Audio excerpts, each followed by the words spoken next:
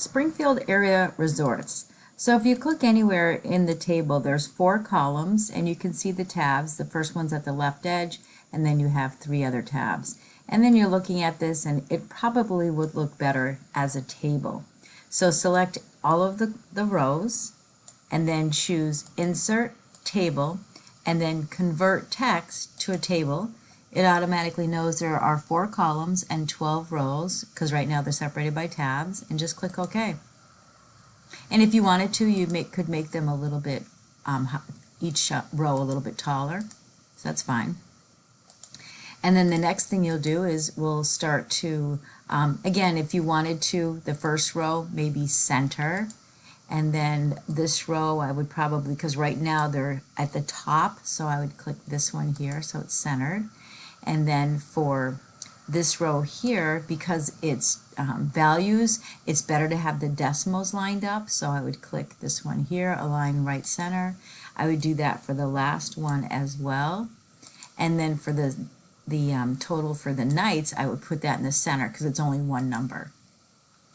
And then click in total stay. We're going to actually do a formula. We want to take how much it is per night times the 7 nights.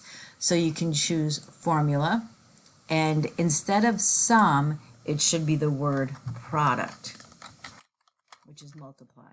So equals product, and it's to the left, which is 159 times 7, and I like to have the $, comma, and decimals. So I'll click that formatting style, and then click OK, and then the down arrow.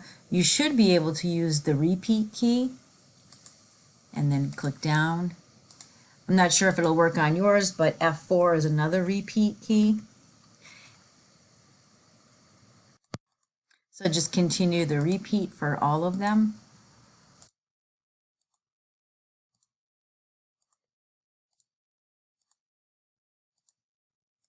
And then we'll need totals above. So we need per night, totals above. So go ahead and choose formula. It should automatically be equal sum above, which is perfect. And I want the $, okay. And then in here, same thing, should be above, no $signs for here, so okay. And in the last one, formula above is perfect. And I want all of $, comma, and decimal, 2 places. Now, if you'd like, you can put these in alphabetic order. So because we have a title, column title row, and a total row, select just the cells you want alphabetized. Otherwise, it's going to put R in alphabetic order and the T. So choose Custom Sort, and I want to sort by column 1, which are the resorts, and it'll do it in ascending order. This one I'm just going to choose None, and then click OK. So it's in alphabetic order by resorts. Feel free to center, so make sure you do Control Home, and layout, page setup, layout should be center, and feel free to maybe put a watermark or border or anything you'd like, and that's a save and submit. Thank you.